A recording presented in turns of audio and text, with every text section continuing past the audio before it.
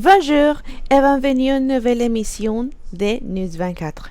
Je m'appelle Anne-Marie et aujourd'hui nous parlerons d'une thématique très intéressante et très importante dans notre pays. Ces sujets sont les personnes âgées.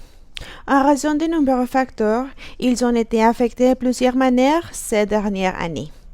Pour parler de ce sujet, nous avons trois spécialistes invités qui parleront davantage de ce sujet.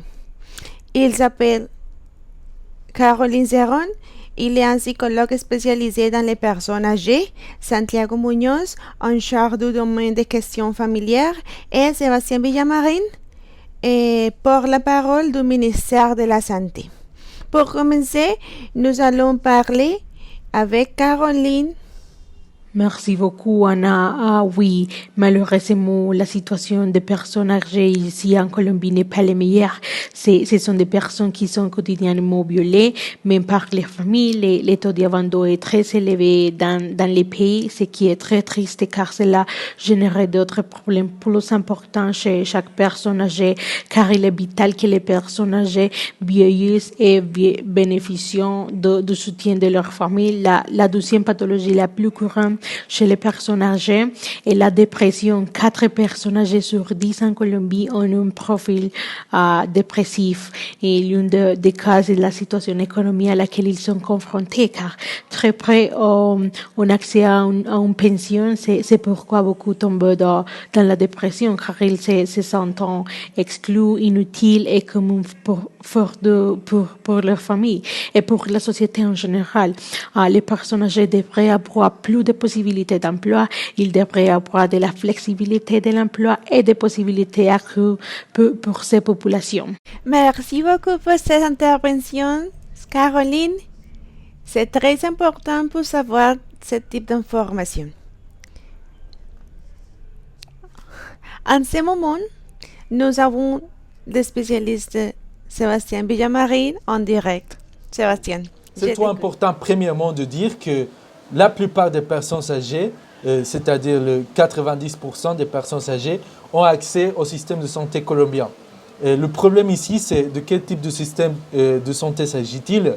Parce que 9 médecins sur 10 n'ont pas eu une formation trop spécifique sur le traitement des personnes âgées.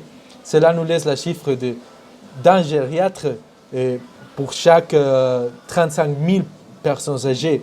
C'est-à-dire, seulement en Colombie, on a 80 médecins et gériatres et 30 gériatres en formation seulement. Alors, le problème ici, c'est qu'il n'y a pas beaucoup de spécialisation sur la gérontologie.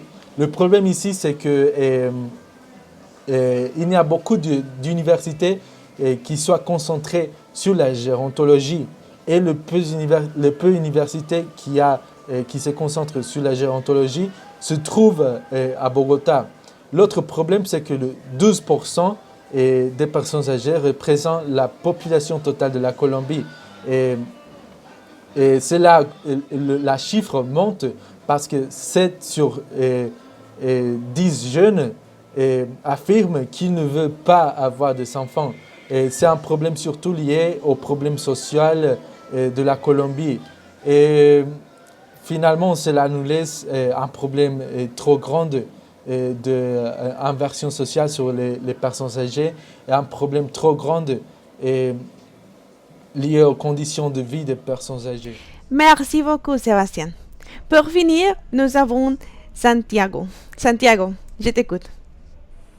Merci Anna. Le sujet à parler aujourd'hui est la famille se suit de moins en moins de personnes de troisième âge et il est préoccupant.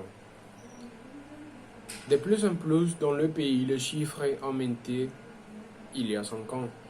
Selon le magazine El Portafolio, 9,3% de personnes âgées vivent seules. Mais rien qu'à Bogota, le chiffre est passé à 11%.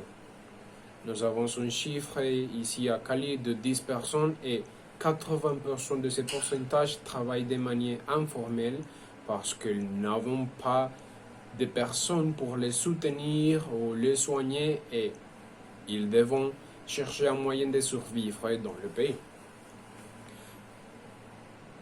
Tenant en compte Juan Pablo Corredor, chef du bureau de l'association Ministère et la Santé, affirmait que la principale politique en faveur des personnes âgées est la santé.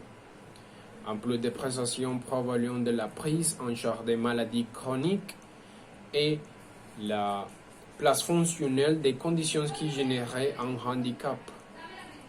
L'État cherche à créer des centres de soins comme Vida Dia pour leur fournir des soins et soutenir des qualités, mais reconnaît que le processus de vieillissement de la population crée un risque pour les personnes plus de 60 ans.